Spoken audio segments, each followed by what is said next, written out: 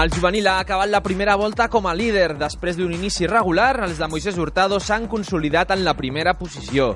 Aquest diumenge, partit davant el Reus. A 4:45, torn per a l'Espanyol B, que buscarà la victòria davant el Teruel. I una mica abans, el femení intentarà donar la sorpresa al camp del líder, l'Atlético de Madrid. Després de 5 jornades sense sumar, l'Espanyol vol trencar la seva ratxa davant el Teruel. Els blanquiblaus intentaran guanyar per no caure en la zona perillosa de la clasificació. El tècnic David Gallego confia en el seu equip.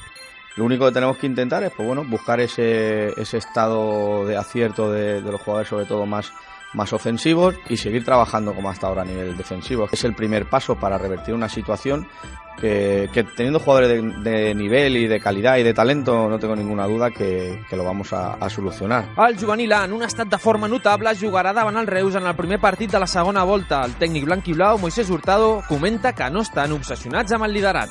Hemos pasado momentos malos, momentos mejores, vamos a pasar también seguramente momentos diferentes más adelante, pero al final son las sensaciones del equipo, ¿no? Y las sensaciones de que se va creciendo, que se van haciendo cosas cada vez mejor, que el equipo ha sacado casta, ha sacado garra. Per la seva banda, el femení, que dijous es va veure sorprès per l'Albacete, buscarà la sorpresa davant l'Atlético de Madrid.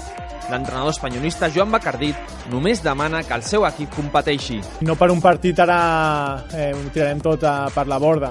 Veníem de partits molt bons, excepte el del Huelva, perquè és un partit diferent pel camp, que ens condiciona, però veníem de sensacions bones. Doncs, tornar a apretar i tornar a recuperar-les i recuperar allò que tan bo té aquest equip, que és la lluita i el sacrifici. I per acabar parlem amb una campiona del món, Ainhoa Marín. La jugadora espanyolista ens explica com va viure la final del Mundial Sub-17. Es otra manera de ver el fútbol, de disfrutar esa final, que la disfruté en mi casa con mi familia y unos amigos. Y a ver, al fin y al cabo estoy muy feliz y muy orgullosa de lo que han conseguido y lo que hemos conseguido, que ha sido ser campeonas del mundo. Y pues eso, estoy muy contenta y muy orgullosa de ellas. Som-hi, Espanyol, a per totes!